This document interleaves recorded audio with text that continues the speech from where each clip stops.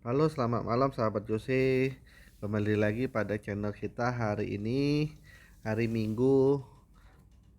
Hari ini jam 18.57, di mana hari ini saya akan membahas tentang, ya, kemarin-kemarin kan kita baik bicara tentang review saham terus ya.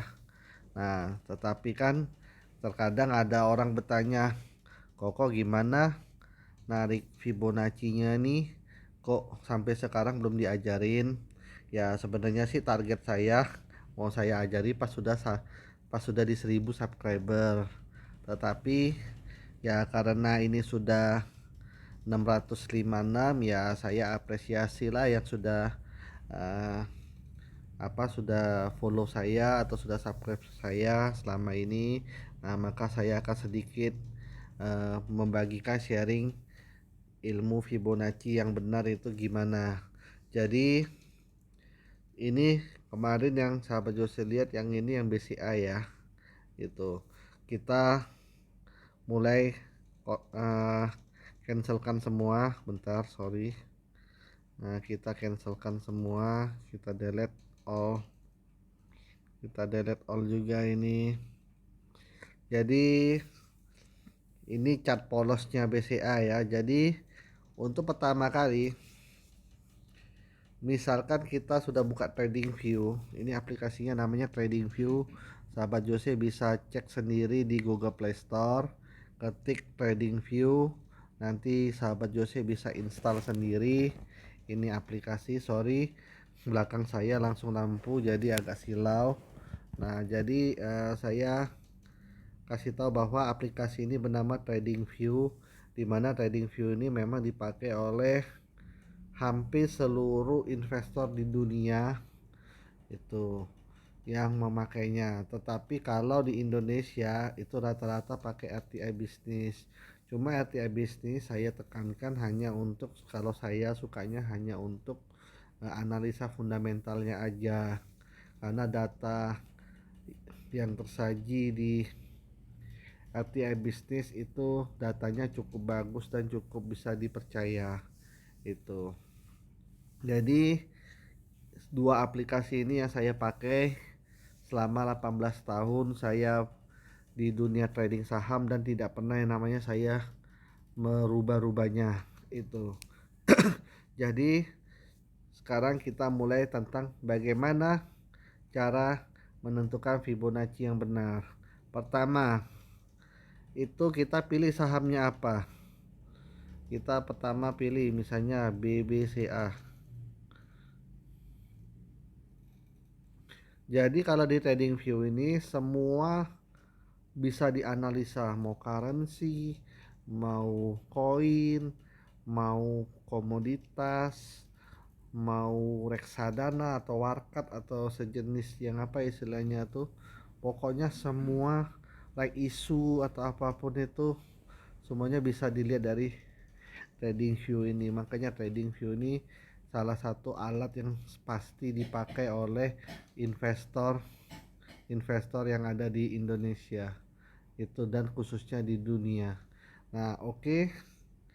Jadi setelah pertama menentukan saham apa yang mau dipilih, kedua time frame-nya. Time frame-nya ingat sahabat Jose, catat.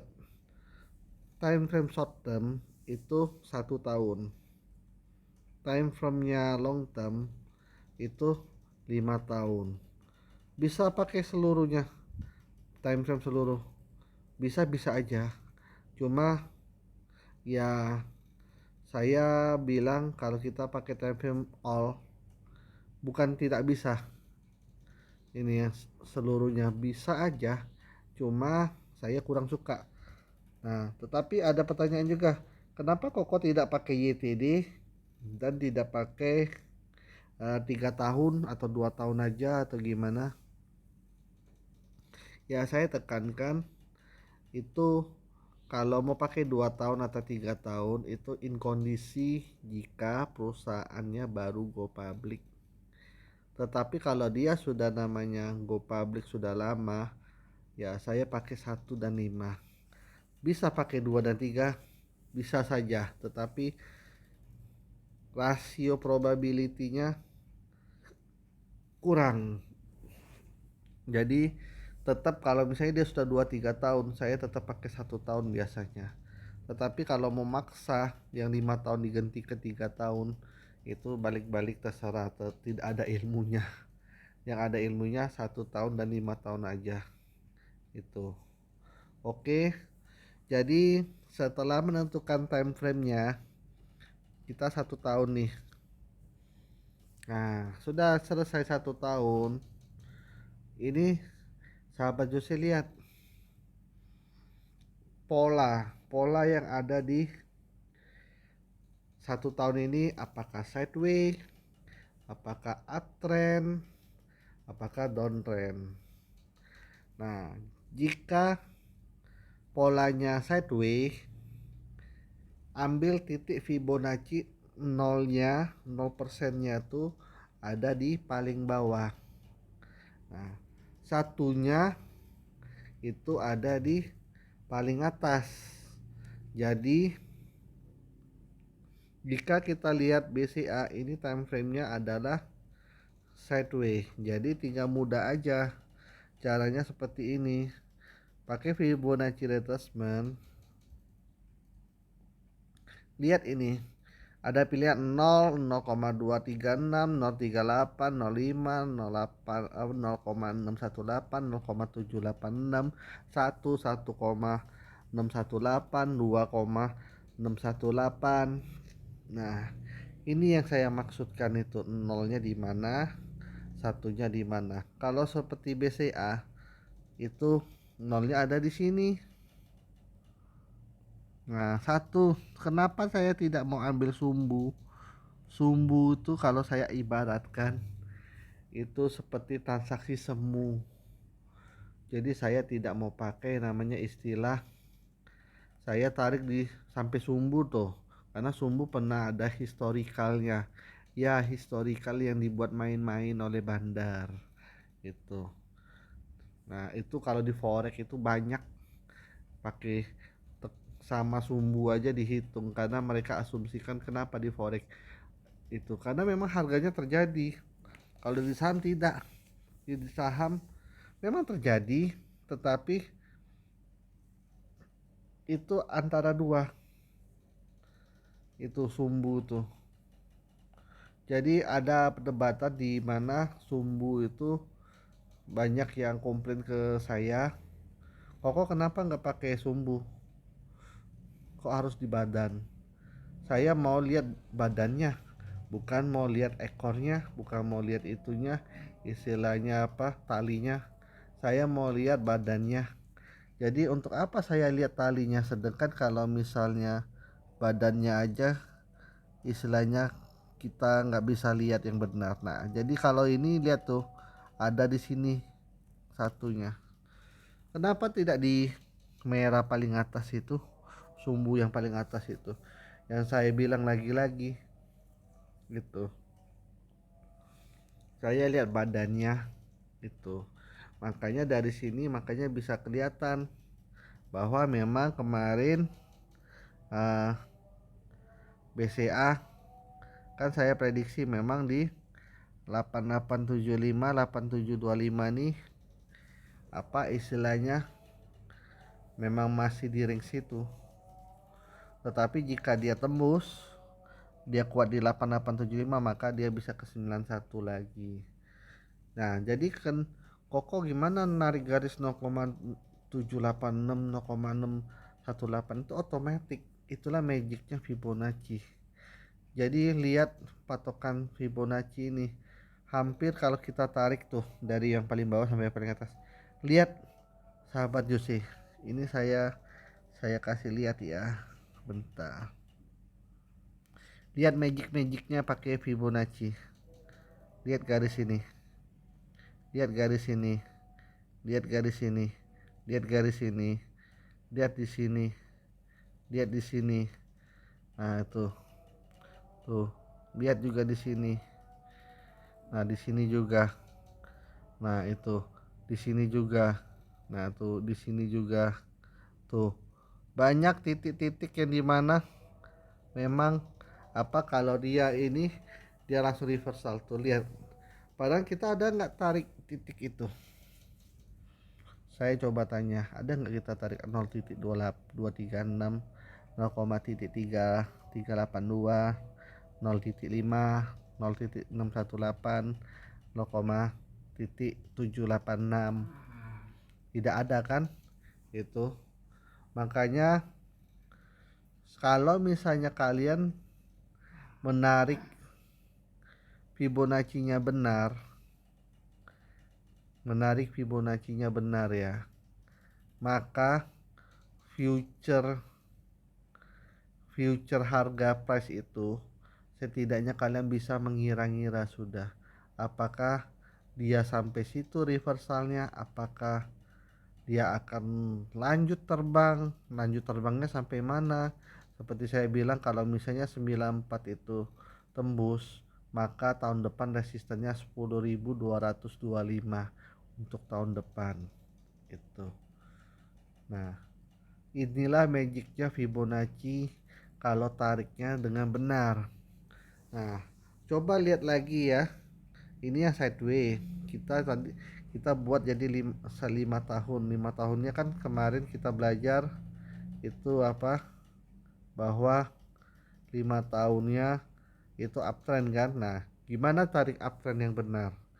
Ini kita masuk ke trend yang kedua, trend uptrend. Nah, ini uptrend kan. Ingat rumus bakunya yang saya tekankan ke sahabat Jose. Nolnya ada di merah paling bawah, candle merah paling bawah yang badan ya. Nah, plus satunya ada di mana? Satunya ada di resisten tertinggi di chart tersebut. Nah, sudah bisa dipahami resisten kedua yang paling tinggi dan paling sering terjadi di chart tersebut. Nah, ada pertanyaan seperti ini. Kalau paling tinggi dan paling terbanyak berarti satunya ada di mana? Satunya pasti orang tebak di sini. Betul. Itu betul. Tidak salah. Itu tidak salah. Tetapi kalau kalian tariknya dari 2018 kemarin, anggap aja 2012 tidak ada. 2023 ini belum. Kita masih di 2022 ya. Kalau ini benar di satu, kita buktikan. Fibonacci retracement nolnya di sini. Di sini. Nolnya di sini dari 2018 ya, itu 2017. Oke, di situ. Satunya ada di mana? Satunya ada di sini. Oke, sahabat Josi. Deal kan? Nah, maka kita berangan-angan apakah resisten BCA di 2023 2022 itu apakah tembus itu sampai ke situ. Nah, lihat sahabat Josi, ini magic ini saya tarik lagi. Nah, itu ini magicnya di 2022 2003 dia stop selalu di 8825 nih, dia konsolidasi itu. Nah, jadi paham ya. Nah, jadi kalau untuk 2023 sekarang pakai yang mana resistennya? Resisten 2 yang terakhir di mana, ayo. Nah, kalau kita lihat dari 2022, kita anggap aja kita masih ada di tahun 2022. Aku lagi mau beli BCA nih Nah, apakah ini sudah murah? Oh, sudah murah. 2022 pernah capai ini ke 7.050. Oh, memang sesuai dengan rumus kalau 7.020 ini sudah boleh spekulasi buy. Nah, karena kenapa tipe uptrend seperti itu? Karena dia sudah di dulu yang resisten sekarang jadi support kuatnya gitu. Jadi support kuatnya itulah 7.050 buy. Nah, resistennya di 8825. Jualnya di 8825, dapat 1.825 poin. Enak kan? Nah, kalau pakai Fibonacci kita sudah bisa menduga kira-kira harga mau bergerak kemana. Nah, kenapa hari kemarin saya rekomend BCA, kok targetnya kokoh sekarang ke berapa tuh kemarin? 11225. Nah, kita tarik yang 5 tahun. Nah, cek 5 tahun. Yang sekarang ya, 2023 banding 2018 2019 nih. Nah, itu. Oke. Jadi satunya ada di mana? Satunya bukan ada di satu sini lagi, tetapi resistennya ada di mana?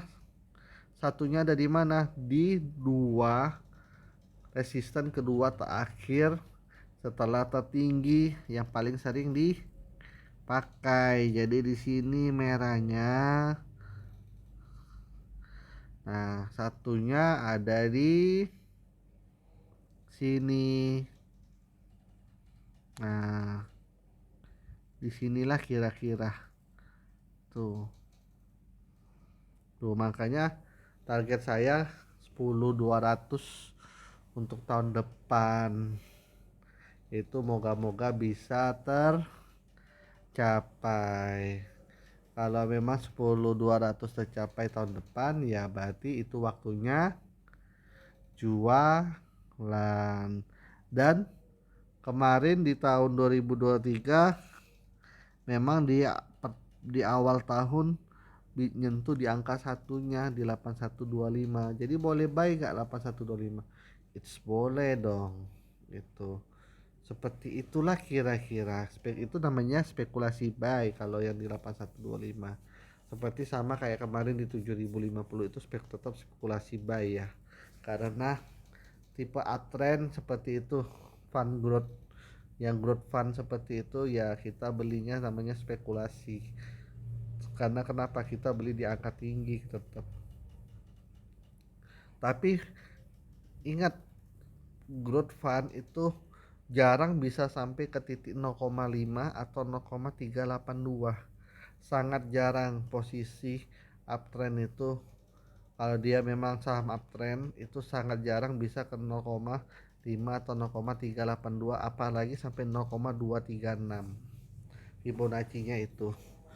Jadi untuk sideways dan untuk uptrend sudah saya jelaskan secara detail gimana cara narik garisnya supaya jangan teledor. Itu kenapa kalau teledor, kalau salah narik garis salah juga itu. Jadi ingat, sudah ada dua time frame yaitu sideways dan uptrend. Sekarang time frame yang ketiga adalah downtrend. Kita cari saham apa yang downtrend. Coba kita pikir ya, saham apa yang downtrend. Komoditi lagi downtrend ya. Kita coba ke MDKA aja deh. MDKA. MDKA. Ini Nah, tuh downtrendnya. Tuh sahabat Jose. Level 2060 bentar lagi tercapai. Ini yang saya tarik kemarin. Kalau memang ini tercapai, boleh beli agak banyak ini saham ini. Nah, tetapi ingat cara nariknya harus benar. Kita satu years dulu. Kita pakai time frame 1 years. Nah, sahabat Jose bisa lihat satunya kenapa aku taruh di situ. Nah, jadi ingat prinsip downtrend, ingat ya, nolnya ada paling atas di candle hijau. Nah, ingat ya, candle paling atas yang badannya hijau. Jadi candle hijau. Satunya ada di downtrend alias berarti support. Support terendah sebelum support sebelumnya. Nah, jadi support kedua yang terendah. Jadi asumsikan kemarin kita nggak tahu ini di sini. Nah, anggap aja kita kemarin lagi di posisi sini 2000. Anggap aja kita lagi di bulan bulan apa? Ya, kita anggap aja lah di bulan Juli lah.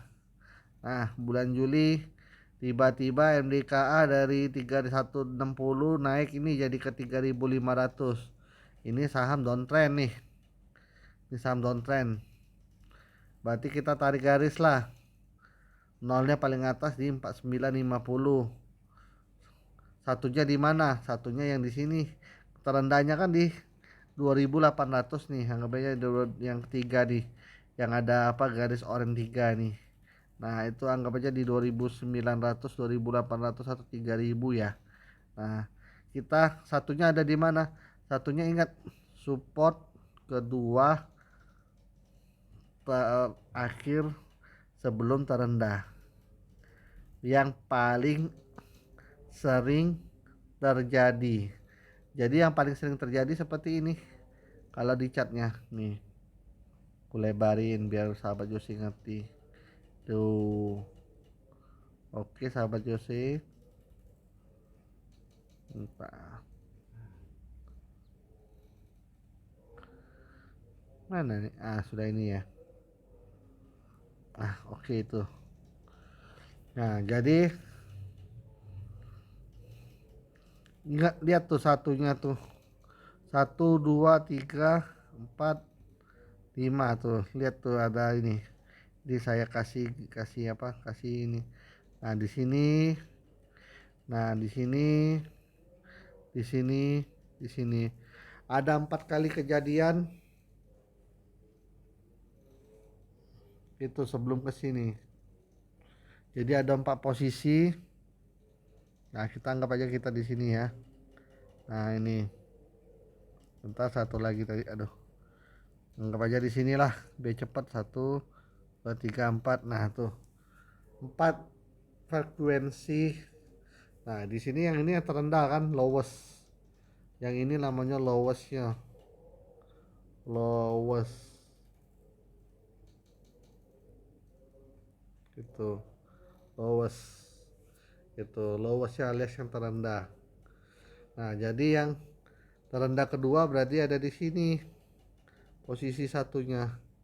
Makanya tariknya di situ. Satunya ada di situ. Nah, oke.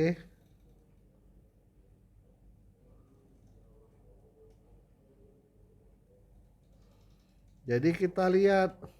Oh, prediksi. Berarti supportnya kalau di 3170 ini namanya spekulasi buy. Dan buy benar kalau memang sampai 2070 itu baru namanya buy gede-gedean. Sorry. Jadi lihat tuk tuk tuk tuk tuk tuk jalan. Oh, sampai dia ke 3170. Nah, di situ sahabat Jose buy. Tuh main. Jadilah tuh dapat berapa poin tuh berapa kali. Nah, tuh 1, 2.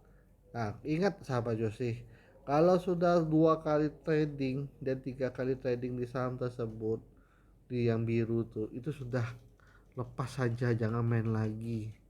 Kalau memang dia downtrend, main itu cukup 1 sampai 2 kali aja. Nah, dengan ingat catatan 3% harus cut loss. Itu. Kalau kita main di area spekulasi buy, ingat 3% atau 4% dari area buy kita tuh harus kita cut loss. Nah, jadi kalau dia tidak jebol ke daerah cut loss kita itu itu apa, kita diamkan. Tetapi kalau itu range-nya sudah tercapai 3-4%, mending sahabat Josi kabur langsung. Saya jelasin itu ya. Nah sekarang asumsinya 2070 ini boleh buy gak ya? Anggap aja nih ya, kita anggap aja nih sudah nih. Nah ini mulai nakal dia. Ini. Nah, udah anggaplah 2070 lah, tadi 2070 kan. 2060 tuh. Jika tercapai nih, apa yang kita lakuin? Nah, kalau sudah capai di titik merah, itu sahabat Josi dosa ini boleh ngebaynya agak mahal. Apa? Masuk agak mahal, agak banyak. Itu agak boleh besar dikit lah. Misalnya kalau di biru 100 juta, di garis merah ini bolehlah 400 sampai 500 juta sekali ngehit. Nah, dengan asumsi jika memang dia langsung reversal, sama juga 5% atau 4% 5% jual, untungnya lebih banyak. Nah itu. Tetapi kalau sahabat Jose yakin ini bisa nanti balik lagi, itu bisa balik lagi, itu berarti targetnya 3160, untung banyak kali, untung 1160 poin, artinya untungnya hampir 50%. Applause.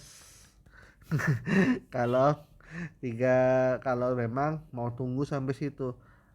Ada pertanyaan dari teman sahabat Jose, itu kalau memang sampai beli di merah, berapa lama sih nunggu biar bisa sampai biru atau rubah uptrendnya, rubah menjadi uptrend, rubah menjadi uptrend. Ingat ya, kata-kata kuncinya sudah reversal ke sideways. Dan itu kalau 2800 itu, nah itu yang Elliott Wave 3 tuh, itu resistennya jebol. Yang ini yang ini. Jika di sini dia jebol, nah maka boleh, itu namanya sudah confirm dia reversal. Kalau dia sudah reversal seperti itu boleh namanya sahabat Josi tahan untuk sampai ke titik biru. Sudah sampai titik biru, jual lah. Nah 50%, kalau 300 juta berarti sudah 150 juta untungnya. Kalau 400 juta berarti sudah 200 juta untungnya. Itu. Nah, jadi ingat ya, sudah 3. Jadi pertama, tentuin saham yang mau kita pilih, yang mau kita analisa. Kedua, ingat catatannya, pakai time frame-nya apa? Time frame 1 tahun atau time frame 5 tahun, short term atau long term. Short harus berlaku disiplin short, long harus berlaku disiplin long. Oke, itu sudah. Itu ketiga, ketahuilah apa yang menjadi trennya, apakah uptrend, apakah downtrend, apakah sideways. Nah, setelah sudah mengetahui ketiga ini, baru menentui titik 0, yang keempatnya titik 0 dan titik 1. Nolnya di mana, satunya di mana. Nah, setelah ketemu titik 0 dengan titik satunya, itu kalau khusus downtrend, biasakan spekulasi beli di biru, boleh buy agak banyak di merah yang ini, atau di namanya di garis 1.618, dan titik buy-nya yang agak banyak itu di 2618. Itu yang downtrend ya. Yang uptrend, sudah mengetahui titik 0 dengan satunya, waktu buy-nya di mana? Waktu buy-nya nih saya kasih lihat lagi biar sahabat Jose biar jangan sampai salah. Oke. Nah, kita lihat 5 years. Oke. Nah, ingat spekulasi buy-nya ada di titik satu. Di titik satu itu spekulasi buy. Nah, di titik 0.5 0.618 itu namanya titik buy-nya. Itu. Ya, ingat resisten support resistennya kayak itu ya. Itu ya. Jadi kalau uptrend 1 itu atau 0,786 itu spekulasi buy. Nah, titik buy-nya ada di 0,5 dengan 0,18. Kalau untuk tipe saham yang growth itu boleh buy banyak kalau sampai dia menyentuh garis itu. Garis 0.5 atau 61 atau titik 0, apa 06 apa titik 0.618-nya. Oke, sudah paham. Nah, tetapi kalau sideways beli buy dengan sell-nya di mana? Apa spekulasi buy dengan spekulasi sell-nya? Nah, spekulasi buy-nya ada di posisi yang tadi seperti saya kemarin bilang. Boleh beli di apa 8725 itu spekulasi buy-nya. Tapi buy-nya ada di mana? Di 8575 sampai 8375 ke bawah. Jadi di poin ini 0,236 sampai 0,3382 itu titik buy. Titik spekulasi buy-nya tadi di 0.618 sampai di 0.5 itu. Nah, resistennya ya tetap target kita di 0.786 sampai tahap 1. Itu kalau 1 sudah namanya berubah pola, bukan sideways tapi uptrend. Nah, gitu. Oke. Jadi itu aja yang bisa saya sampaikan membuat video pada malam hari ini. Kita sudah belajar uh, 1,5 jam jadilah. Jadi sekarang tidak ada lagi pertanyaan Koko gimana tarik Fibonacci. Nah, kalau itu nonton tuh video. jangan jangan apa kalau perlu diulang-ulang video saya ini. Ya, biar kenapa? Biar sahabat Jose bisa mengetahui titik beli yang benar di mana, titik jual yang benar di mana. Jangan asal-asalan beli jual beli saham. Ini uang, bukan daun. Kalau istilahnya tidak, kalau mau asal-asalan mending donasi ke saya aja uangnya. Itu. Jadi ya apa? Itu aja yang bisa saya sampaikan.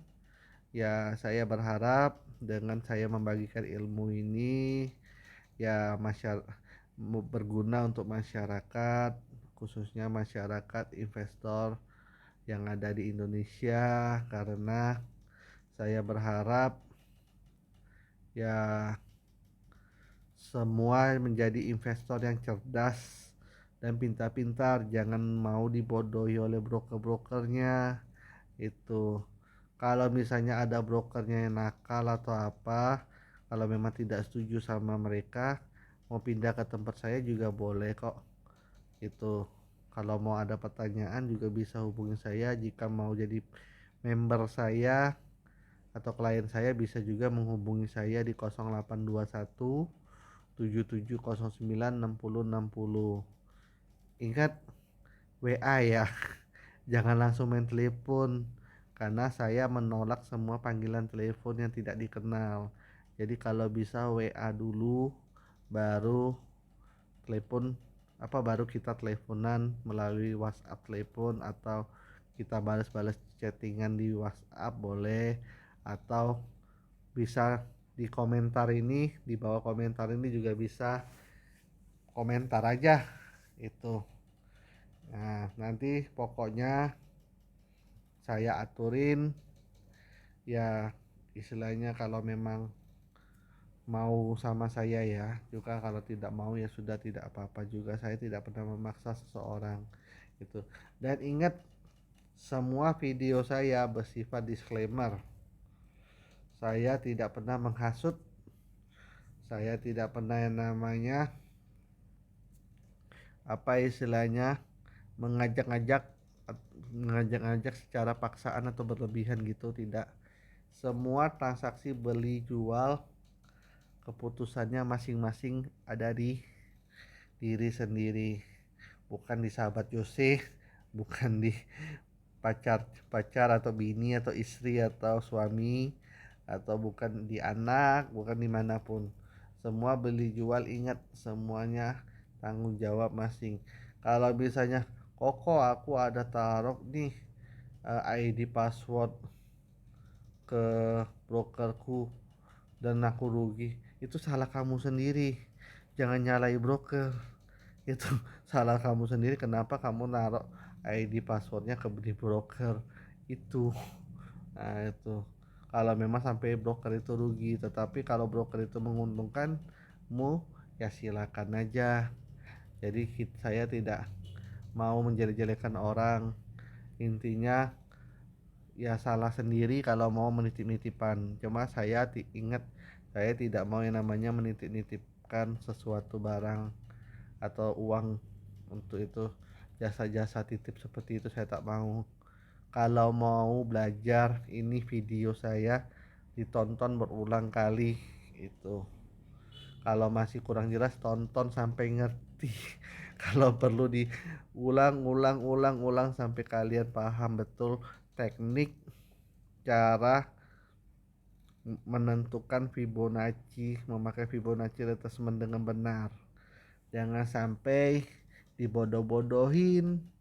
Nah, jangan sampai dibodoh-bodohi dengan daily news atau mau ngomong eh, technical news atau daily technical yang broker-broker suka buat itu. Nah, itu. Jadi saya bilang ya itu ya, jangan, lebih enak belajarlah ilmu yang pasti. Ini Fibonacci bukan dipakai oleh satu dua orang, tapi hampir seluruh dunia memakai ilmu ini. Tetapi cara menariknya yang benar atau yang salah itu tanggung jawab kalian masing-masing. Jadi saya ingat, tetap menekankan, belajarlah sebaik-baiknya. Jika masih ragu dengan yang kalian tarik, kalian mau minta sama saya lagi mau reviewin saham tersebut, saya bantu reviewin. Itulah gunanya channel saya. Jadi satu lagi, please subscribe my channel. Jangan apa jangan tidak subscribe ya, karena ya saya berharap channel saya bisa bertumbuh dan memang saya bisa memberikan kontribusi yang baik untuk kalian semua penonton setia sahabat Jose. Kalau misalnya mau minta saya review apapun tentang saham, saya reviewkan itu. Saya ucapkan terima kasih banyak telah menonton channel saya dan sudah mencapai subscriber 656. Ya dalam waktu 3 bulan 4 bulan ini saya termasuk happy lah bisa sampai seperti ini, sudah sejauh ini. Uh, saya pikir ya banyak investor-investor kita yang gimana gitu. Ya saya berharap antusias kalian dalam belajar itu cukup masih tinggi. Belajarlah, karena kenapa? Saya dulu memulai saham, kalau mau tahu itu saat saya masih SMA kelas 3. Bayangkan zaman dulu 2005 2006 saya baru dapat KTP pertama kali. KTP pertama kali saya langsung daftarkan menjadi ID card, ID saham. Sampai orang tua saya bilang, kamu ini ini tabu, ini judi. Tahu nggak istilah dikatain orang judi? Tapi tahu nggak zaman dulu buka saham 25 juta tuh nggak boleh. Dulu 50 juta sampai 100 juta sahabat Jose. Saya kasih tahu tuh baik-baik. Nah, saya tahu nggak dapat uang dari mana? Dari kongsi, kongsi, kongsi Pak Cai. Itu. Jadi kongsi Pak Cai itu ya saya dapatnya di situ. Dan ya kalau boleh tahu ya hasil sahamku ya dulu dari 50 juta bisa berkembang sampai 200 juta, sampai juga mau ngomong uang saya juga sampai jadi 1,6 miliar itu. Makanya investasi di saham itu benar adanya dan bagus, asal benar-benar membeli saham yang memang benar-benar bagus, dan beli saham itu tidak buta harga dan tidak buta arah itu. Kalau arah downtrend jangan dilawan downtrend, kalau uptrend juga jangan dilawan. Nah, belilah sesuai dengan rumus-rumus yang ada yang sudah saya ajarin ini. Itu belinya di titik-titik itu, di garis itu di poin-poin itu. Oke, saya ucapkan terima kasih banyak sekali lagi. Maaf jadi nostalgia. Karena kenapa saya bilang seperti ini? Karena zaman sekarang mau buka saham murah, 100.000 500.000 aja sudah bisa kok. Itu beda dengan zaman saya mau buka harus 50 juta loh. Dan saya tahu nggak di situ saya satu-satunya yang paling paling paling muda. Itu orang di situ sudah pada umur 40 30 50 60. Jadi kita dibilang ini ah, anak kecil pada saat itu. Nah, jadi bayangkan itu. Makanya kenapa kata orang bilang orang kaya biasanya masih selalu kaya tulah. Itu apalagi kalau dia sudah terjun di saham, itu duitnya nggak bakal sia-sia. Itu kenapa saya bisa bilang begitu. Saya punya bos dulu, dia yang ngajak saya main saham. Dulu PTBA Go Public harganya cuma 500 600. Saya masih kerja sama dia, saya disuruh, Jul, apa Jos, beli ini uang 10 juta itu. Nah, saya ngomong tak mau kok, nanti uangku habis. Itu judi kata mamaku. Tahu nggak dari 2000-an itu di harga masih 500 600-an pas saat dia pertama kali IPO tuh 2007 tuh, saya ingat 2006 atau 2007, 10 juta itu sudah jadi 800 juta. Saya masih kerja sama bos itu dulu. Makanya saya ngebet 2006 itu saya langsung buka ID saham pribadi saya sendiri itu. Nah, itu 2006 2007 saya happy, 2008 saya pingsan karena krisis. Tetapi 2009 10 11 12 saya happy happy terus sampai sekarang pun saya happy walaupun ada krisis corona. Kalau boleh tahu, krisis corona ini membawa keuntungan yang besar juga. Saya tidak terkena dampak krisis corona karena kenapa? Saya bermain di trading saham ini itu tidak terkena dampak corona itu. Oke, nanti jadi nostalgia lagi. Itu aja yang bisa saya sampaikan. Ya, balik-balik ingat semua keputusan dari rekan-rekan sahabat Jose, saya ucapkan terima kasih banyak telah menonton channel saya. Terima kasih. Saya berharap ya semoga makin cepat lagi jadi 1.000 subscriber. Saya sangat menunggu-nunggu waktu tersebut menjadi 1.000 subscriber dan istilahnya channel saya bisa bertumbuh di YouTube ini gitu. Oke, salam cuan, salam sahabat Jose.